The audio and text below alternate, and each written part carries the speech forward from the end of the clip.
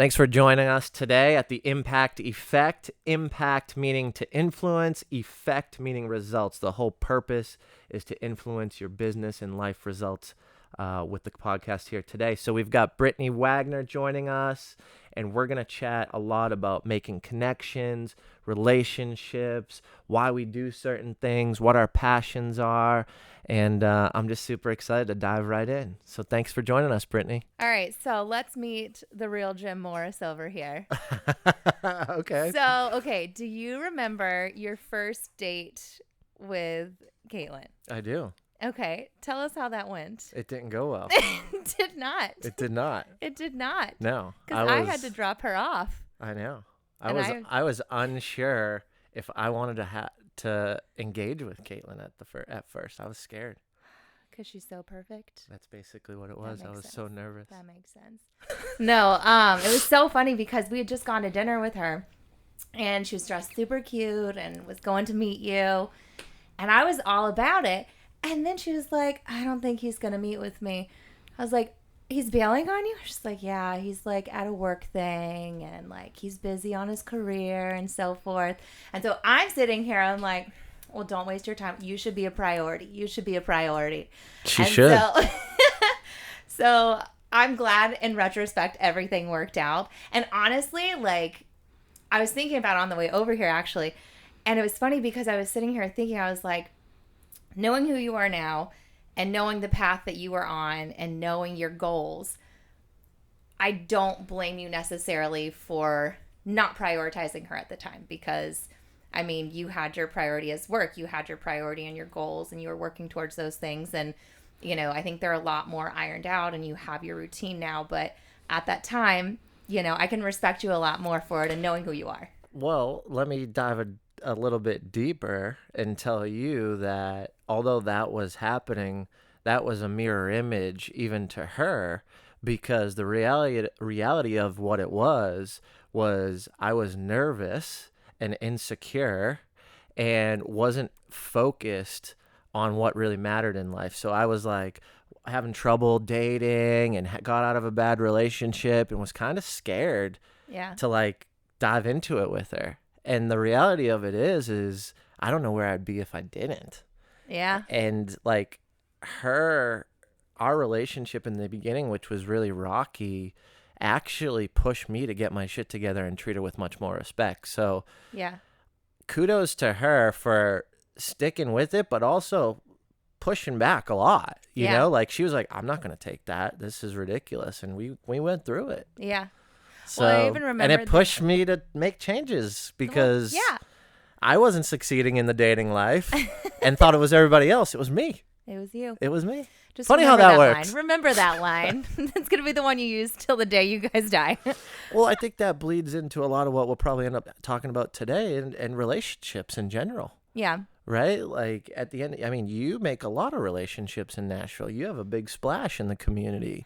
You're always networking, you know, you're always at women events and you're big in that community and at these co-working spaces you work out of and, you know, but that's me paying attention. That's not even Caitlin telling me. Like, I'm always watching what you're doing because you're doing stuff, right? Like the team behind the camera today, we always have these conversations of like, Jim, how'd you meet this person? Or when they came in this, I'm like, I watch because they're doing stuff and I want to align with people who are doing things. Yeah. And I think for you, you know, that's what I wanted to dive into a little bit of just like, you know, how do you make so many great relationships? Because usually your name pops up in some way, shape, or form, whether that's you telling someone about me and what I do or my business or Caitlin, but also through just mutual connections of like, oh, you know Brittany, oh, you know Brittany, oh, you know Jim, blah, blah, blah, blah, blah, blah, blah. So like you obviously love relationships and people. Like, how do you go about your life and how do you bring those relationships into your world? I don't know. I feel like if there was a job of like professional connections, like that's what I would do. Like, I don't know how you get paid on that, but like, I feel like I could be really good at that. So job idea. You could get paid on it. I got a lot of ways you can get paid on it. But I feel like it's weird because, and you knew this, but I was in Atlanta for gosh, probably like 10 years before I had moved to Nashville. So I've been here now for 4 years. And Party. I know. So local now. But I moved here, I think about a year before pandemic hit. But at that time, like I had my established people. I had my established career in Atlanta. And I had my family there. Like it sucked having to move here. Like complete truth. Like I Yeah. did not want to move here. Like I was like, I mean, it's cool that they have like rooftop bars, I guess, and live music. But like outside of that, I can get this anywhere. So it was Um, uncomfortable to move to Nashville. it's like there's a comfort from a place of I'd been visiting my now husband at that time for a year, like coming up and visiting, but it's super tough starting over, and especially when it's like your friends are now his friends, and like me being like the Leo, very type A kind of personality, I was like, well, I don't want to take his friends. Like I want to make my own. Like, you know what I'm saying? Yeah. Like there's something there, and starting over just really sucked. So my whole thing was I had so many relationships in Atlanta that I was like, I got to replicate this. Like, how do I replicate this in Nashville? So that's when I just started trying to like go to every single networking, what an appointment, whatever, a networking Event. events, Yeah. there we go, that I could at the time. And so that's how I met your beautiful, wonderful, perfect wife. And that's how that relationship started. And I think when you meet people, it's automatically in my brain, I don't know about everybody else's, but in my brain, I automatically think of like who would they fit with? Like I kind of like have little subsets of groups. I'm like, well, you would be really great friends with some other like realtors that I know or some other entrepreneurs that I know. Where does that come from? Why does your brain work like that? Okay, so you're asking me this now, and it's weird because I'm just now coming to this reality to it. My mom. Okay. Tell us more. So you know my backstory on like my side hustle that I'm eventually one day going to actually put into play. Not eventually. It will Yes, happen yes. because you're But very passionate. We're going to talk about that too. So we'll get there. we're And getting so there. this will come full circle. But when you asked me that, I just now started thinking, I was like, holy shit, that's my mom. Because my mom always told me when I went to school, she said, find the person who doesn't have any friends and go be their friend. Like, don't let them be alone. Ah. Goosebumps. Shout out Sherry. No, but it's crazy because she was so like dead set on not letting people feel left out or feel like they didn't have any friends or being like the loser category, the nerd category. Was like, Yeah. everyone has to be included. And even though I probably was in that nerd category for a while. But But yeah, you're no, with my other mom- nerds because you didn't let I know. anybody not Yeah. feel like they Who were cares? with others. Yeah. Being homeschooled for 3 years of my life probably didn't help with that social aspect either. But I think that's probably what it is just, I think everyone needs to be connected. Everyone needs to be included. And who am I going to match up with them? It's like friend matchmaking and business matchmaking over here. What do you see in a lot of those situations? Like, do you see people connect and do stuff together? Like, do you ever see the outcome? It's crazy. So Nick, I connected you and Nick. Yep. I just gave him your name and I was like, listen, I don't know if he's got someone already. You want to work in like the realtor community. Like, I think like he could be a really good fit for you, especially being that you have so much talent in this. So it was like a random thing. I saw you guys working together on something and didn't even know you guys actually met. So yeah, I've had a lot of those kind of moments that it's cool to see and just be like, I did that. Do you ever feel like sometimes you go out of your way to make those connections and you think something's going to happen great and it doesn't? Like, do you ever see the reverse side of making these connections where you're like, dang, I thought that was going to work out and it didn't? I have. I think in a lot of those situations, it's not that it still wouldn't have been a good fit. It's that one of the parties had ulterior motives. Yep. So, I wanted to connect y'all because I think it'd be a great partnership.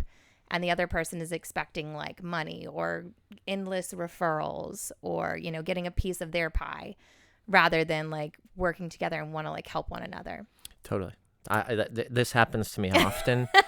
where I'm I sure. have a good meeting and someone says all the right things, Yeah. right? And I vet and I'm like, okay, you're doing this to make the person the priority Yeah. and you're trying to help others. And then they go and it's the complete opposite. And I just wonder why people do that to one person and treat the other person the opposite. Or because like a lot of what I try to do is not set up people to buy things. Like my big thing right now in any meeting I take and whenever I connect anybody, I'm like, I'm not connecting you because they want to buy something.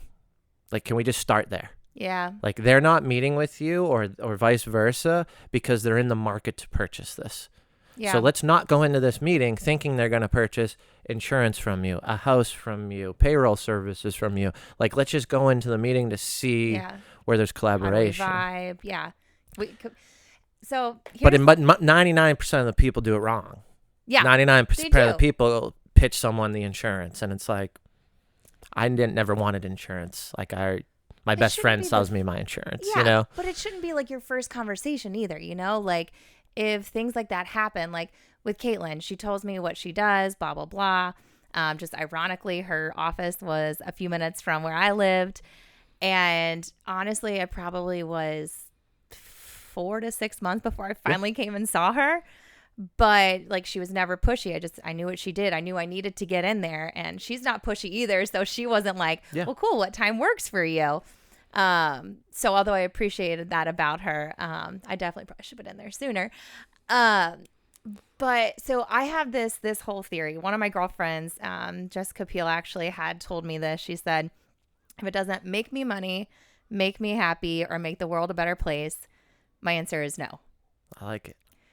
I like it, but now I find myself in this space of like, again, the networking thing is like, well, it makes me happy to be around people, but then you have, again, and like around every corner is another insurance person and like they're all great and they serve their purpose, but I can only meet with so many and only switch my insurance so many times before my husband wants to kill me.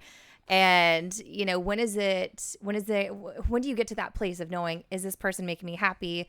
Are they doing things that are great that is going to make this world a better place? Or are they eventually going to make me money? Yeah. And so I've had a hard time delineating where I need to spend my time lately. I struggle with it often because I refer a lot of business to people who don't use me in any of the services that I provide. Right? So they buy a house, but they have a pre-existing relationship, but they're not going to use me, but they expect me to refer business. They expect me to use them. Yeah. I do use them, and they don't reciprocate. And it's not a one-for-one. Yeah. I think the issue that I see a lot is the communication side of it, right? Like, you know, I'd rather you be very upfront that you've got a pre-existing relationship and tell me, because I'll ask you for business, and I think you should always ask for business, right? Like don't ask, don't get. I don't think there's a difference between pushy and there's a difference between not asking. Yeah. Right? Like my thing is, hey, your future real estate business, you're probably going to purchase or sell at some point. Do I have an opportunity to interview? Just tell me. Yeah. No, my cousin's a realtor. Cool. No big deal. Yeah. Right? But I also have to remind you that my consulting fee is $250 an hour when your cousin, who you're paying 1% commission, has you in a jam and you're about to lose, you know, the house. Yeah. Like I can't play both sides. Yeah. And that's hard for me because I want to help a lot of people. Yeah. But I'm in a season right now where I'm trying to be strategic on people, helping people who, again, put other people, not the sale first. Yeah. Like if I can't provide immediate value to you, that you don't just go to the end of the list. I'm just trying to strategically think, how can I provide value to you that may not be in a monetary value? Yeah. Right? Going Because to I think prioritize. that is extremely powerful. You know, come to this event, or, you know, here's a boot camp. I leverage a relationship, free tickets, usually $2,500, or I can't make this. Why don't you go? Yeah. And it's interesting. People aren't appreciative of a lot of those things because it's not immediate. Yeah. So it's been interesting for me personally. That's why I was curious kind of like how you're navigating it, because you're in this world where you see a lot of people, you engage with a lot of people. And not so much like more lately than prior, but I just see a lot. I see through people a lot easier, and it's hard for me now to recommend, and because I'm like, oh, when we talked about, me helping people, your follow-up question was, how much money am I making on? How much money do we make on these events? Dude, what? You did just right over your head. Like Yeah. I didn't even talk about money. Yeah. Most of these events don't make money. Like I'm doing it They make friends. for other reasons, Yeah. to give back and help the community and push people to acquire their dreams. Yeah. What do you think is your deciding factor on like who you're going to meet with then? Like, how do you prioritize? Because I'm curious and learning myself Yeah. is what I guess I'm asking too. I asked, why do you want to meet? I deserve to understand what your motive is. And Yeah. and a lot of people get offended, but guess who those people are? People who are going to come and sell me something anyways. Yeah. Yeah. I think. Oh, I just want to get to know you. Why? Yeah. Like there has to be some kind of purpose. Why are you asking like, me why? What do you mean? Yeah. Why do you want to get to know me? Like, how can I, like, if that's, hey, I need help, you need help. Okay, I'll help you. Or is that, well, I'm an insurance agent. Or the other one was, I do unconventional loans, right? Because I'm a realtor. And it's like, I'm not looking for an unconventional loan. Yeah. Did I tell you or ask you that? Yeah. So I think you just gotta put a little bit of a boundary up. I had no boundaries forever, and I was getting frustrated, and it actually turned me off of networking. There was a season of about 2 months where I was like, I might sell. I was thinking about selling Impact. I was thinking about just closing Impact. Dang.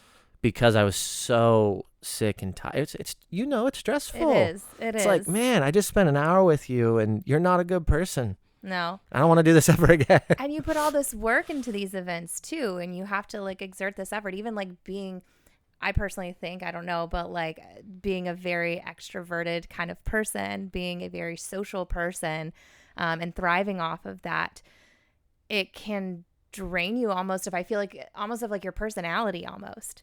It's like, this is who I am, but you just drained all of that from me. You just like crushed the person that I feel like I am naturally, because you have taken advantage of my time, my generosity, my efforts. So I can't imagine, especially with you owning this company. Like I help run some of the networking events, or like I religiously attend them, but like running it, that's got to feel a lot more impactful. It's great when it works. It's great to see business partners. It's great to hear the testimonials and, hey, how's this affected you, and actually hear it, right? Because not everybody's vulnerable enough to go, hey, man, I was really low and was thinking about giving up on entrepreneurship, and I met this person and I had coffee with them, and they end up using my services and it saved me, and I could make this payment, and now, it's built, right? Like that's amazing. But people don't come running to tell you those stories. Yeah. And in the follow-up or in the relationship I've built with them, it's when it somewhat comes out. But I don't have the opportunity to build relationships with everybody that comes to an event. Yeah. And over the years, I've learned to transition the operation. Like, I don't want to be in any operations because I'm running around conducting the event, not building the relationships. And the whole purpose of doing this is to meet people and see how we can help and who we can connect. So yeah. I don't know if I've ever asked you this. What made you start Impact? Like what got you into it? Because I don't know if I know that story. And if you've told it, like we can cut this part out. But like I didn't know what got you into it. So in 2020, I left my corporate job and decided to run my other business, organic frozen beverage company. And COVID hit 2 weeks later. So I just lost a really nice salary, a cushion, and I had nothing. Literally no income because we sold to restaurants and restaurants were closed. Or 1 week, 20% was open and then 30 people could come in and whatever, right? So I just got together a bunch of entrepreneurs and I leveraged some hospitality connections to allow people to allow us to throw an event in their space. So it really just helped with, hey, all the big box stores are going to stay open. I'm screwed. You're screwed. Let's get together, people, and see if we can help each other. It's really, and then, honestly, it transitioned into using it as leverage for real estate. Yeah. And that's when I realized that I needed to make a change at who I was doing real estate with. and I needed to make a change on why I was doing real estate. And that's about around the same time where a lot of the relationships, everybody was just trying to sell me something. So I just took about a month and a half and really tried to ground and understand why I was Yeah. doing it, and realized that I wasn't helping entrepreneurs anymore. I was doing it to help my real estate business. And I got pushed and convorced into that. But at the end of the day, I allowed that to happen, and I needed to reset and recenter. And now I'm like on a mission.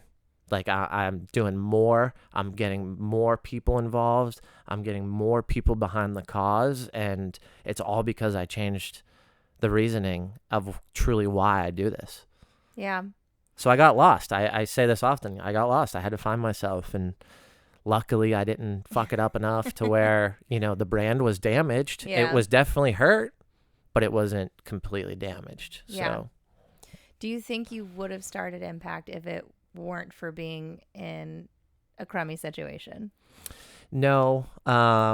But also COVID played into it. Like I was about to go down a very dark depression. I'm an extrovert by heart. Like Yeah. like if I didn't have hiking to replace people and went on 36 hikes that year, I would have lost my mind. Yeah. Like I needed to see people. Yeah. So I had a vessel where I could do that Yeah. for my own mental health. Yeah. But I just think that every time I've been in a situation where I wanted to give up, someone's helped me or new knowledge has helped me get through Yeah. that. And if I can give that back to someone else, that's all I want to do in life. Is that your why? That's my why. That's cool. I like it. Yeah, I think it's hard sometimes because again, when you are an extrovert and when you are always around people and you always do give usually more of a 60-40 than other people, it does exhaust you and it feels like someone's taking advantage of a piece of your soul that you're offering and that you're wanting to connect on. So one, I do appreciate you having me here. I feel like it is a very great use of time. I just don't know why you'd want to talk with me though. So Well, you talked earlier about kind of what your passion and why is, and your mom, and kind of where you want to transition in life. And I think I said you're gonna do that because I know your passion. So I want to hear a little bit about you. Like, you connect others, you help people, you're involved in these groups, you're in these networking, you're a big woman business owned supporter, you live in the corporate world daily, but you have this burning desire to do something else. So tell us a little bit about what that is and kind of where that came from. So when I moved to Atlanta, it was out of, I think, disparity in some cases and urgency, and kind of the no other choice, that really crummy position area. So I moved there, and my background is working with kids on the spectrum. So I went to school for communication disorders and fell in love in the autism community. Truth be told, I thought before all of this, I thought autism was a made up disease. I thought it was just, someone, on Extreme Home Makeover that was coming and making over a house for free for these people. I was like, is this a real thing? And I became obsessed. I took one class on it and it was my entire world. And so I worked with kids on the spectrum for the first 4 or 5 years of my career. And I worked with kids who were nonverbal. Okay. So it's Wow. a very, you have a child who doesn't speak right now. Like, imagine that being the rest of their life. 24/7 with more emotion behind a lot of things. Yes. Yeah. No connection through words. A lot of times no connection through eye contact. And it's a very desolate place that, for a lot of parents, they either one has to quit their job or, they're basically growing up in therapy and they don't really see their parents as often because they both have to work. It tears a lot of marriages apart. So for me, I felt I was a piece of their family in a lot of those cases. And you're coming into their personal home. We did a lot of home sessions. And so anyways, I was obsessed with what I did. I wouldn't trade it for the world. If business structures were different, I would definitely still be there. But the beauty of it is it all brought me here. Yeah. So now what I have wanted to do, but there's so much fear. And as an entrepreneur, I know you get it more than anyone else, or maybe you don't, and that's why you've been able to do this. But there's so much fear in starting something. There's so much fear in feeling like an imposter. I've been out of this industry now for close to 8 years. And so there's a lot of fear. But so my goal, what I would love to start is it's a company that is already branded and all of that, but it's called the Limitless Social Club. Okay. And the word behind limitless, it's just always been a word that resonated with me. I hated feeling like there were limits on things. I hated when they would say like, this will never happen. That like you can't say the can't, don't, won't. Like those are Yep. just not words that I can vibe with. So the limitless was a really big word in my just my jargon, and I loved it. So I wanted to use that. I think it's very powerful for kiddos as well when they're Yeah. sitting here and their parents are talking in front of them, because they're like, oh, well, my kid doesn't understand. No, your kid understands. They may not be able to speak back to you, but they understand everything that you're saying. And you're telling them they're not going to be able to do something. Like, no, there's no limits here. Yep. So I love it, by goal, the way. I do. thank you. The Goal, words we speak matter. Jesse It does. Itzler said that at a conference I was at, and it really hit home. yeah, If you say it out into the world, there's now a presence there, yeah, and that matters. it Whether you does. think it's going to push it left, right, but you said it, and it's out there. Yeah. So, I mean, anyways, that's keep where going. insecurities come from, you know? Yeah, your own beliefs. Yeah. It could be one thing that someone said and they didn't even mean it, but your head took it one way. Yep. So anyways, so with this, what I want to do is I want to start a curriculum first and foremost. So Okay. for a lot of families, when their kiddos are getting diagnosed and so forth, they're giving the option of going to a private school and getting a facilitator, which is outrageously expensive. Yep. Or the other option is you go to public school and you're put into a more secluded classroom with kiddos of similar diagnoses. So it's not to say that's a bad thing, but for autism in particular, it is a social behavioral kind of disorder.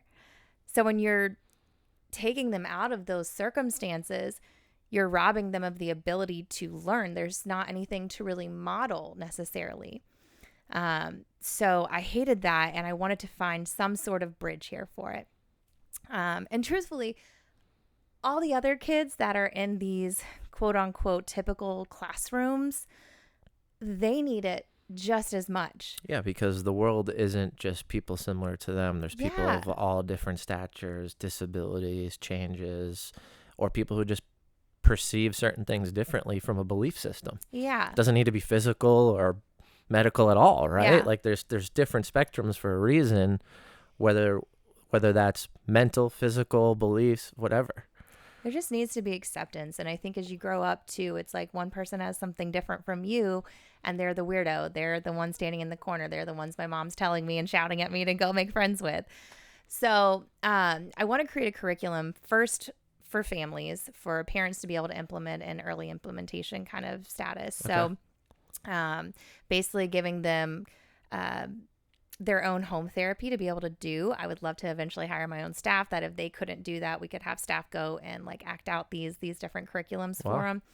And hopefully my goal would be to whatever school systems are like, hey, your kid needs to be potty trained. They need to know their ABCs. They need to, be able to speak words, whatever it is, that we can now say, okay, well, there's no excuse for them not to be in your public school, in your typical classroom with all the other kiddos.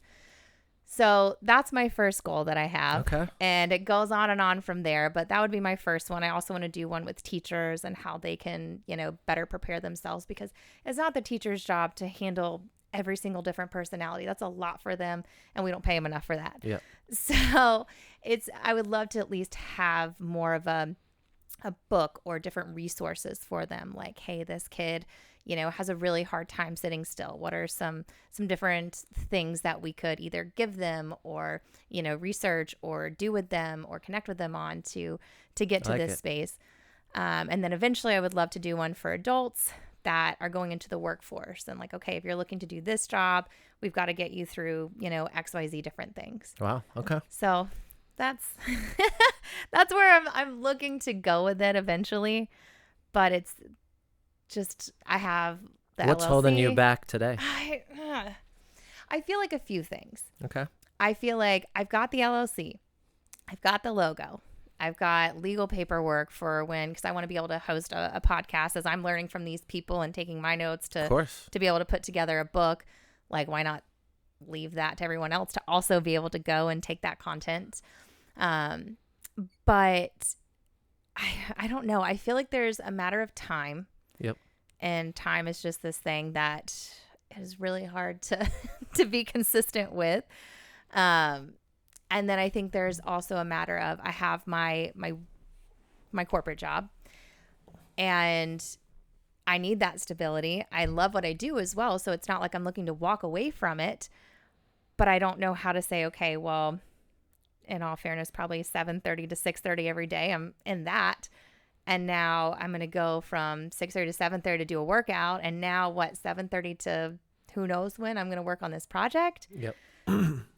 Excuse me. So that I think is a big piece, is figuring out time and being better, managing my time a lot better. And the other, it really is fear. I think there's a lot of imposter syndrome that comes with it.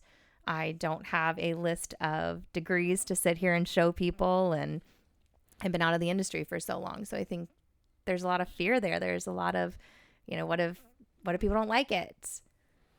But I Can I rephrase I this would love for you? this. Yeah. What if you never do this? How are you going to feel? Like garbage Okay. When are you going to think about that feeling? right now. But other than now, Yeah. when would you look back and go, I never did this? Yeah. Probably later in life, right? Yeah. Do you want to set yourself up for later in life to feel what you just felt for 2 seconds? No, not at all. That's what I would start thinking about. Yeah. And there has to be sacrifice, like I totally get it. Yeah. My business has dropped 64% this year in real estate. That's a sacrifice that I predetermined and made because I needed to dedicate other time to doing impact and helping entrepreneurs and collaborating and building relationships. It's very tough. Like, I'm not sitting here saying, ooh, Jim, it's very tough, right?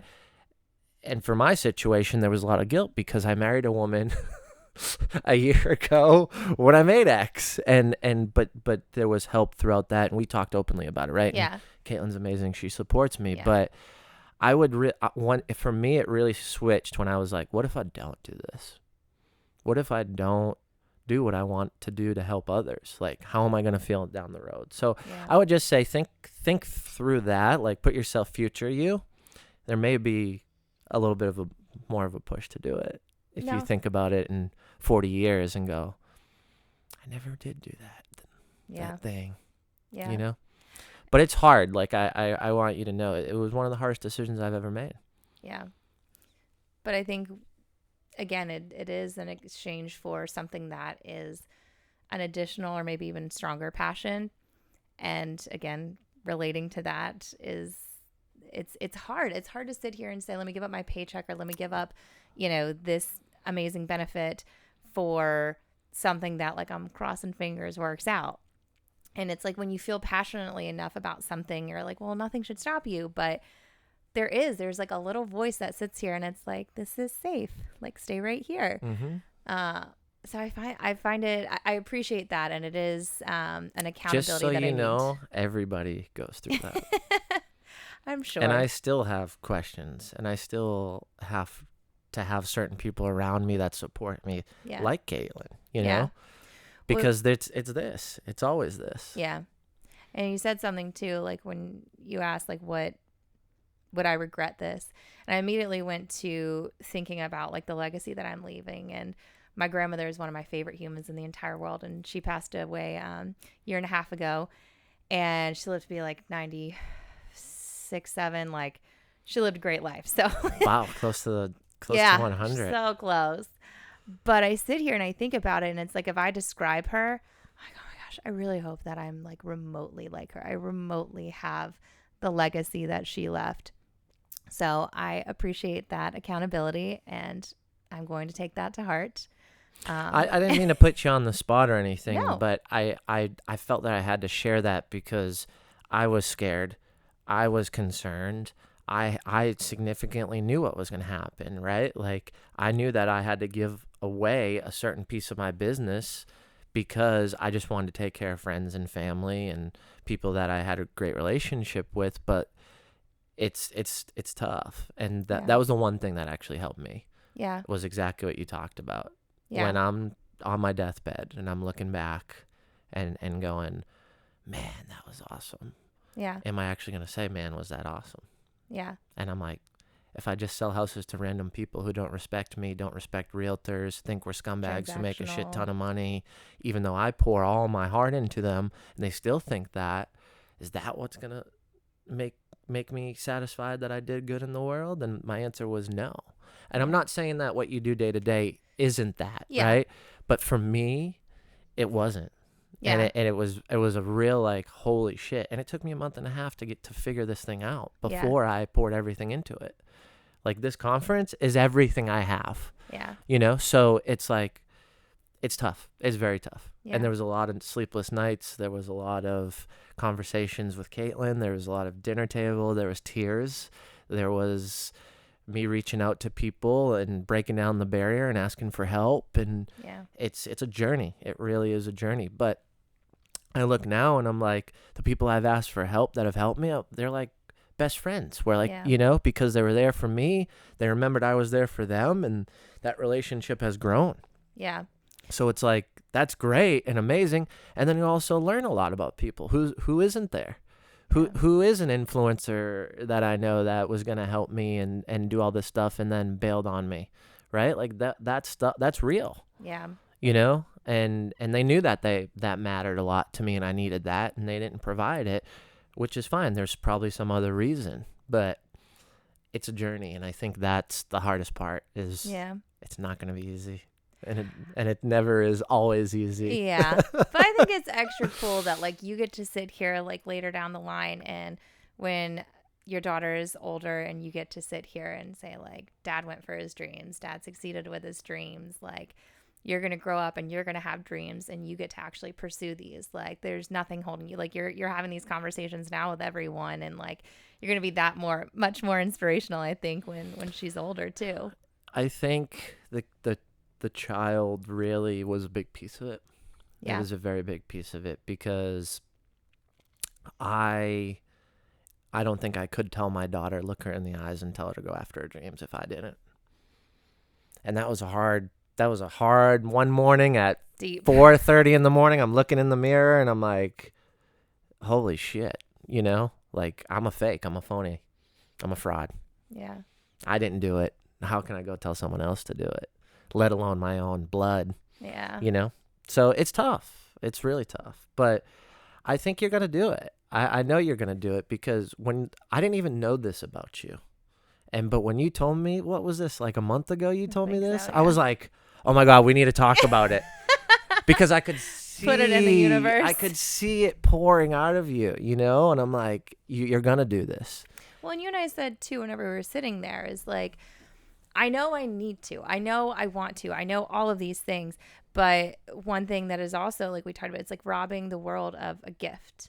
It's like keeping this gift all to myself. And again, I think there's the imposter syndrome, which always pops up. But it is something that one of my friends who has special needs, she came to me crying when I was telling her this because she said, if anyone wanted to hang out with my kid, I don't care if they have a single degree. I don't even care if they went to elementary school. If you want to hang out with my kid, if you want to love my kid, I want you in their life. And again, the fact that I keep making excuses is really annoying, and I know that. But I think it is. It's something that I love. I truly love. Like if you said you can go hang out with adults all weekend, or you go hang out with a kiddo who can't talk to you all weekend, I'm like, this sounds like fun. Well, I think, timing's everything, right? Yeah. Maybe something happens in 2 days from now and you make that decision. Yeah. Maybe something has to happen not so great that you make that decision, right? Like, who knows?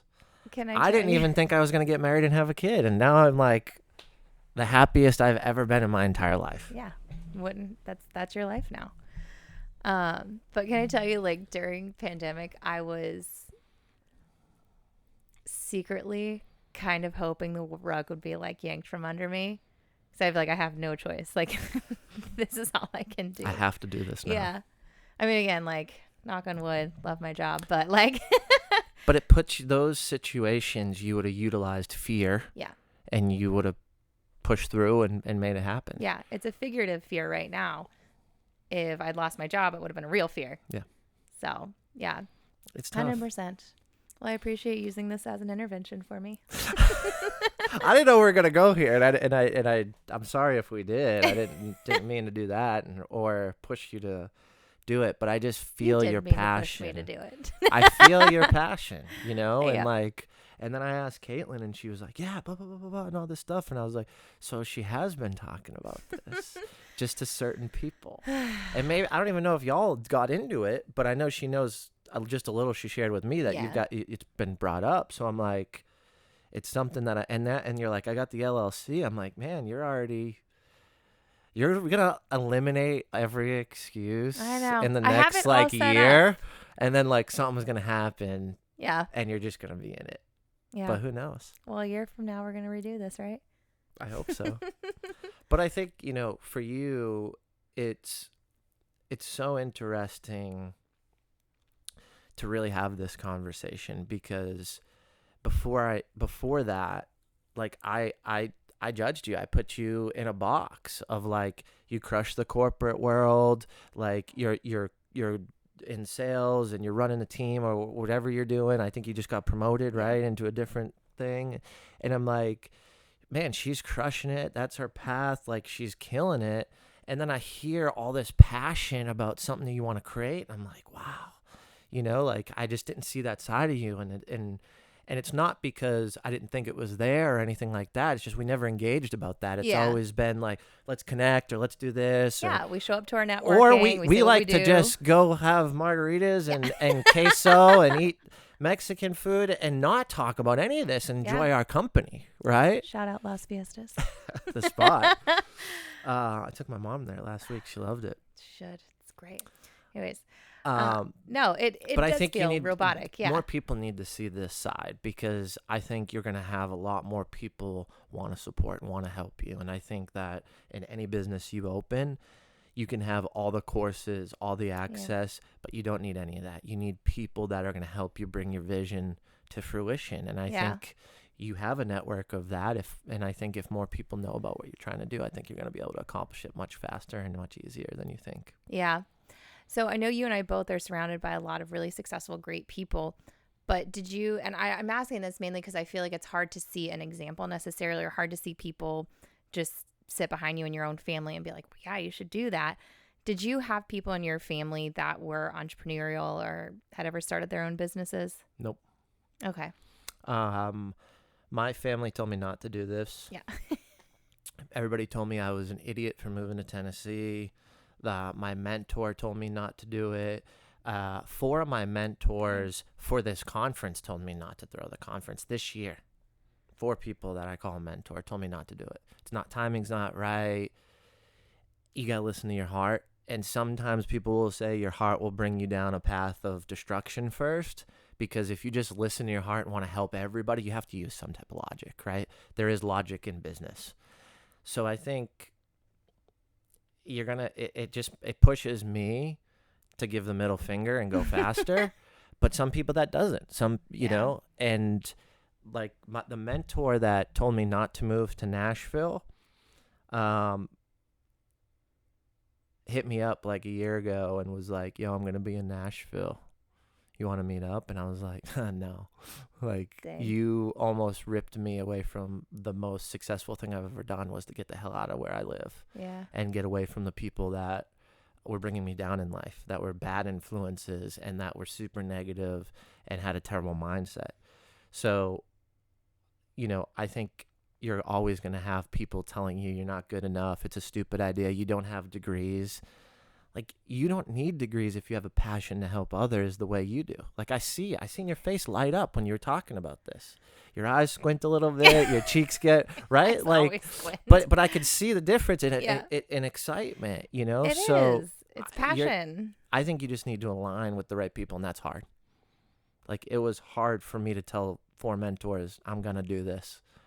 And I appreciate you saying this may not be a good time because I just got married and I'm having a baby and I just invested in a couple real estate portfolios and I'm not as liquid as I would have been. And, my car is older and I need a new one in the next couple of, like, these are real conversations. Yeah.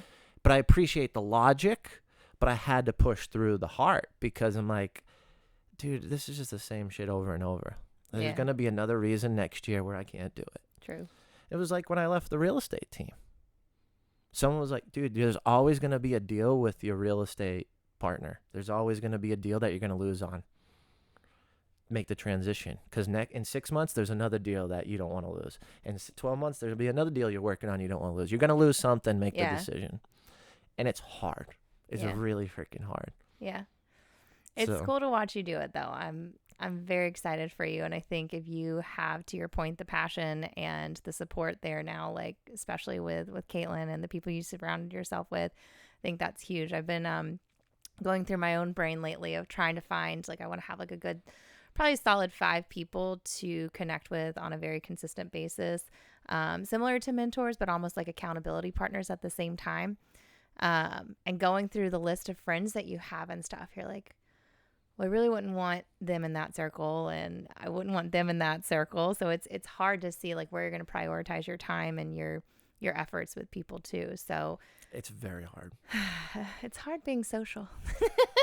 We have a little mastermind thing. It's me and one other person. Nice. And he was like, who else do you want to invite? We like got the workbook, and we're using a concept and then increasing it as we go through it to do our own concept. Yeah. And I was like, I don't know anybody that's going to show up and put in this work right now. Like I do, but they're focused on other projects, and I know that's going to take away. So it's hard. Yeah. It's hard, but you just got to do it. I think you have a network of people, and I think once you put your idea out there and say, hey, I'm legit, I'm doing it, you're going to have massive support that you didn't even know about.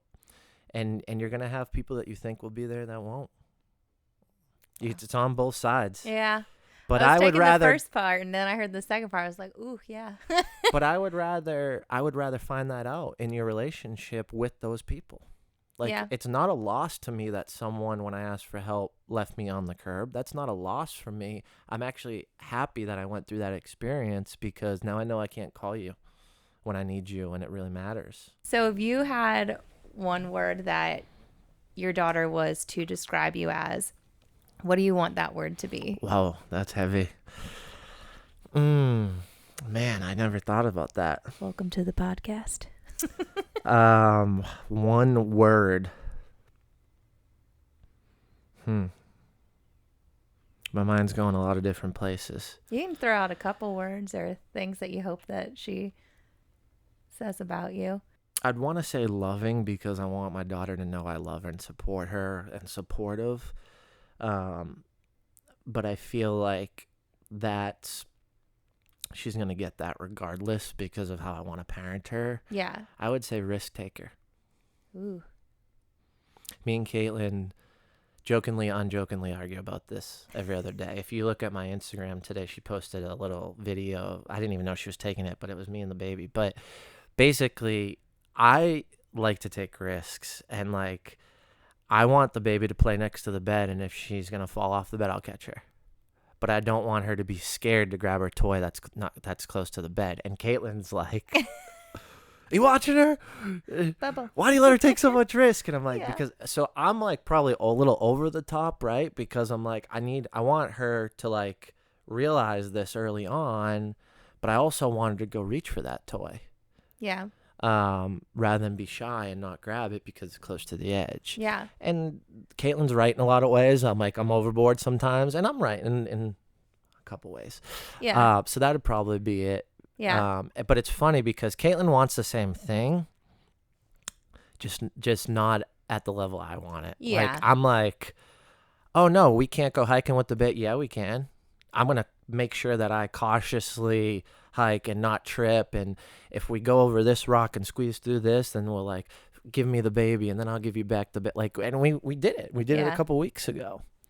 But it doesn't matter if you were to stay home or if you were to go somewhere. Like, there's always, something that could happen for that matter, to say the same thing. Sure. Like, we were talking about it earlier too. And I think that a lot of our belief systems are embedded from what our parents have taught us, or the way that they believe, and some good, some bad. I think they should challenge us. I can't remember what it was called. I think it was like some Grecian type of child rearing, or Grecian argument or something is what it's called. And they teach their kids to debate. So if they want to go to spend the night at a friend's house, they have to like prove their reasoning as to why and convince their parents to like let That's them cool. go. I know. And I was like, that's so smart, because it's even like this guy was saying, he's like, sometimes I'm like, she really doesn't need that bike, but she just put up a heck of an argument. Like, I need to let her get this bike now. Like, so I think it's a cool way to look at it, and the people that you're influencing. And like I like you challenging me, because it's making me think differently outside of like my little, straight and narrow little pathway I have for myself right now. And I think for your daughter too, I think that's what you guys are doing, is allowing her to like kind of experiment with what she thinks or feels or goes for something. And so I think that's cool. I I was talking to a gentleman the other day. We connected on Instagram actually, and I would love to have him come to an event and speak to our community. He's up in, I think, Chicago. But he was like, just being present in emotions, whether it's your emotion or your child's, he's like, it's the hardest thing to do as a parent. But like, if they're mad, notice they're mad, let them be mad, and just be there to support them. Yeah. He's like, it's hard because your kid's going to continue to throw that toy across the room. But he's like, I'm just here. I know you're mad. You're upset. And he kind of went through this exercise with me as an adult. And I'm like, man, I feel better now.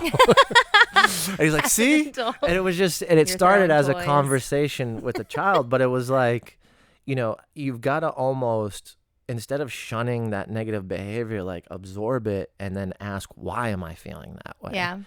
And I think like with this event and everything going on in the conference, and I was saying how like I was getting fed up with networking and all that, I had to figure out why. Why do I feel that way? Yeah. And why the feelings I want and why I'm doing it didn't align with why I was feeling like that. So I continued to do it. I just had to restrict it and do it the right Yeah. way and make some changes, So I'm asking this more or less for, free coaching. How do you prioritize all the things that you do? Because I feel like for me, I'm like, but if I do this, I'm going to miss out on that. If I do that, I'm going to miss out on this. Like, how do you prioritize what you're focused on? What has most of your time? Like, how do you do that? I asked myself, is this working towards my number one goal? And it's hard because a lot of the times it's no. A majority of the times it's no. Yeah. And I started doing that with meetings if I didn't have time. So like right now is crunch time before the event. Like my whole calendar is blocked. It's nuts. And that's not to brag. That's just to be real. Yeah. Like if you want to grab coffee, it's 2.5 weeks out. I'm not an asshole. Yeah. I'm not going to cancel a meeting to have a meeting with you because I committed to those people. But for me, it's like, is this in line with my number one goal? My number one goal is to help 1,100,100 entrepreneurs. And if I'm not, before I die, and if I'm not doing that, then I'm not true to myself and I'm not true to my goal and I'm not true to that statement I just made. If Yeah. I'm publicly going to put that out there, then I need to be true to it. And it's hard. Yeah. But I think also like I like to work in, I don't live a balanced life. So I like to work in friendship and work. Yeah. For instance, a good friend of mine was supposed to shoot a testimonial about coming to the conference. He had a life event occur this weekend. He couldn't show up during the studio time. No big deal. We also needed to hang out because he just got a new job, a lot going on, and we're friends.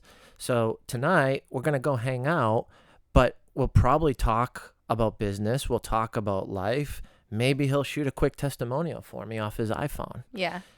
but I think for me, it's like, I just want to put myself around those people that can engage that way. And Yeah. it's hard. Yeah. I think you've heard me say it's hard 5,000 times. Like it's an everyday battle. Like there's no fluff here. Yeah. Like there's days that they're really bad and people pull me out of that, and gratitude. Yeah. And those days are often. Like this isn't a cakewalk. This isn't super easy. This is the hardest thing I've ever done in my life. Like to show up and perform at I've committed to 25x the value for this conference. To actually do that is horrifying. But I've set the goal and I'm going to commit to it and I'm going to try to do it. And I believe I'm gonna, because we're pouring into it and I'm pouring everything I got. So even at the end of the day, if someone's upset, that's the best I got. I can look you in the eye and tell you that. Yeah. You gave There's it nothing everything. that I feel like I cut out. And when I started planning this thing, I did cut out certain things because of time, money, effort. I needed more team members. And I'm like, no, we need to go back to doing that because I need to show up and I need to put all the effort into it. Yeah. But I think trying to figure out the time is like your original question was me blending the two together helps because at 7 o'clock at night, it's tough to, you want to have a meeting at 7 p.m. Well, let's go hang out and Yeah. talk about everything.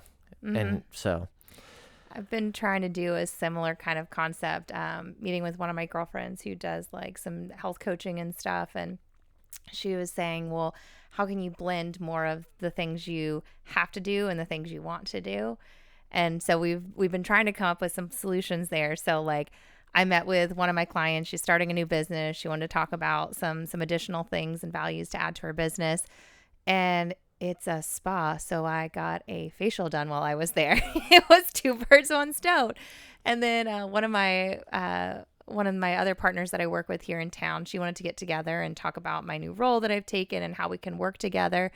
And she said, "Do you want to go do a workout and do this?" yeah, So it's those kind of things that I want to do more of, and trying to figure out how to feel like the professional and also be able to mesh these two. Like, can we grab lunch and do this, or can we go for a walk and do this? And I just was curious because I feel like I'm always this one, like if FOMO was an actual disease, I would have it like an aggressive form. Like there would be no medication to fill this. Like I hate missing out on things.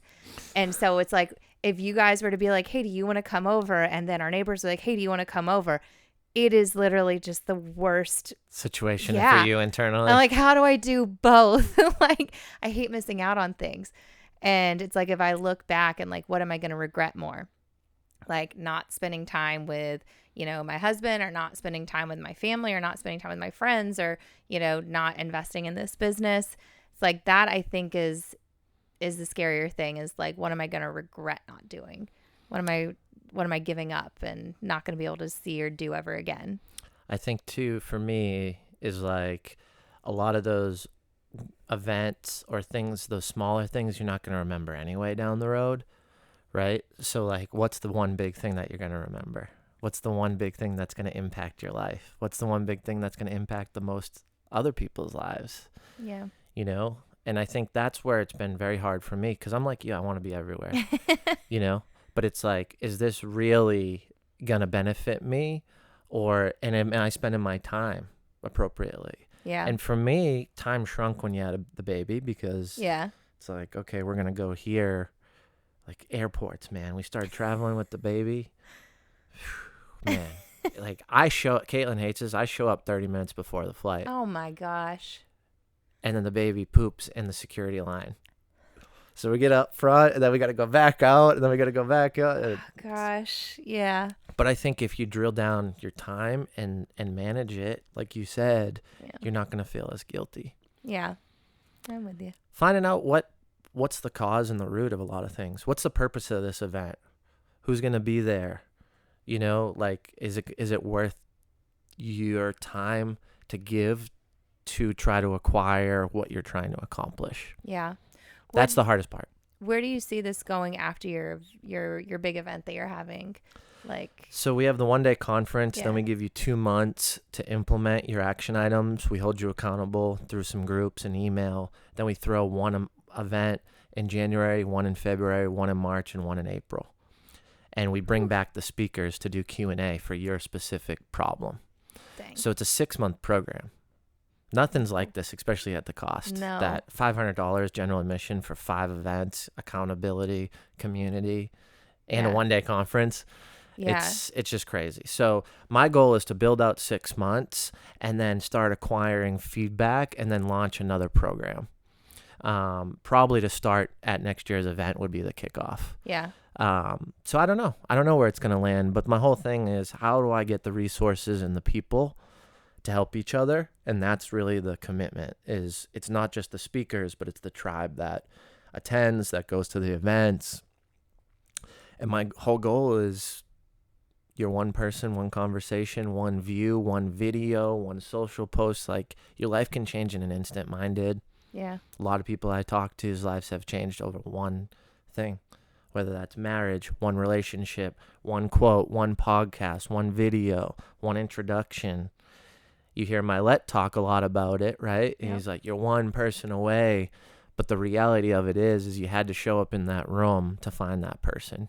you had to do something uncomfortable to put yourself in that situation, or you had to post that video or DM that person you thought would never respond. I can't tell you how many people responded to me through DM to speak at my event that I thought would never respond to me. Really? That's Yeah, cool. it's like 95% of the people responded. Alex Hormozy and Eric Thomas, the only two that didn't respond. Every single speaker I reached out to responded. And I thought I wasn't worthy. I had limiting beliefs. Why would you respond to me? I'm nobody. I'm in Nashville. I only have 2,000 followers. Yeah. Blah, blah, blah. And they did. That's awesome. Who would be like the people you want to get in front of right now? Or like, are there specific groups, specific individual people, like industries? Is there certain things or people you're trying to get in front of right now? People who are going to take action, which is the hardest type of person to find. What does take action look like, though? Like if you're going to come to the event, or if you're going to acquire this information, or if you're going to read a book or whatever, and people obtain all this information and do nothing with it. And I'm so curious, like what's the characteristic, or what's the path that you and me go and we sit in this webinar for 2 hours. We say we pay $5,000, right? We walk out of there and you go implement it and change your life, and I do nothing. We both spent the same amount of time, the same amount of money. Why? How can we get everybody to take that action? And that's the problem I've been trying to solve. And how I'm doing that is asking people, okay, you're someone that takes action. Like, and what it comes down to is because they either have found something that fulfills them and that's their passion behind it, or it's usually something where they grew up and didn't have anything, or didn't have money, or didn't have something, and they have a burning desire to go obtain it. Mm-hmm. It's usually those two categories, and I'm trying to figure out that can't just be it. Yeah. And I'm trying to peel back the onion and trying to figure it out. So like if you bought a ticket to our conference, we ask you certain questions. Depending on how you answer those questions, we may call you up and refund your money and not let you into the conference. And the reason why I want to do that is because I don't want people just to come and not contribute to the others in the room. Yeah. Like, are you going to come because your company's paying for it, and you just don't really care? Or are you going to come because you actually want to do things, make changes in your life, and also help and meet people? Yeah. I think those are two very different conferences, and I can feel the difference when I go to other people's conferences. Yeah. Well, it's even like free events and stuff. And I know you've had free events, you've had paid events, etc. I think if you don't pay, you don't pay attention. If you don't pay. That's very true. And a lot of times you don't even show up. Mm-hmm. So it's like, again, you've just gone and like prepared this whole thing and had expectations of like this many RSVPs, and like a very small handful show up for all the work that you did. You want to know what's even crazier? What? The people who asked me for free tickets. Oh, hey, can you hook me up with a VIP? Hey, I might be late. Do I have to pay the full thing? I'm like, you know what? Just show up. I'll give you a free ticket. They never show up. That's Even wild. if they ask for a free ticket, and like, I'm like, hey, you know what? This one's on me. Thanks for the support over the years. They don't show up, even though they asked for it. That's why I'm just like, you know what? I want to curate the room. Yeah. Like the power's in the people. Yeah. The speaker is amazing. The speakers can bring in concept. The speakers can push and motivate you and may change your life. But chatting with those people in the room who are at the same stage, just got their ass kicked like you did last week, maybe riding a high, or maybe able to help each other through connecting or relationships, or just listen. Like, I went to a conference and listened to this person. They're like, thank you. I just needed to tell someone that. We've been texting, DMing. We're trying to meet up. They're coming to Nashville. And it's like, just because I gave that person 15 minutes to just get out what they needed to, and like that person was a whole next person at the second day of the conference. So it's like, how can we just position ourselves to help others? That's really, yeah. I think your accountability piece is going to be huge, because I don't think I've ever heard of a conference that does anything like that. Yep. So that's pretty sick. So it'll be a challenge, but we'll get it done. You will. So what else do you want to share with us besides your dreams, passions, inspirations? I don't know. I mean, I could go on giving and me on about shit how amazing Caitlin is, but for not showing up. showing up. Yep. Um, I mean, this has been amazing. I feel like it's been my own coaching session. So let me know what I owe you at the end of this.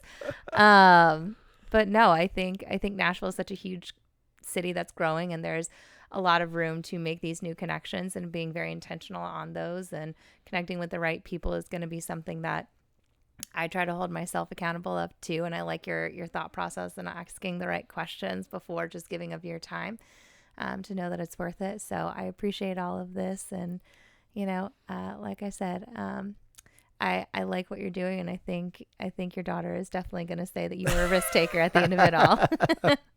well, thanks for coming and chatting, Yeah, and we'll have to do this again. let's do it. Cool.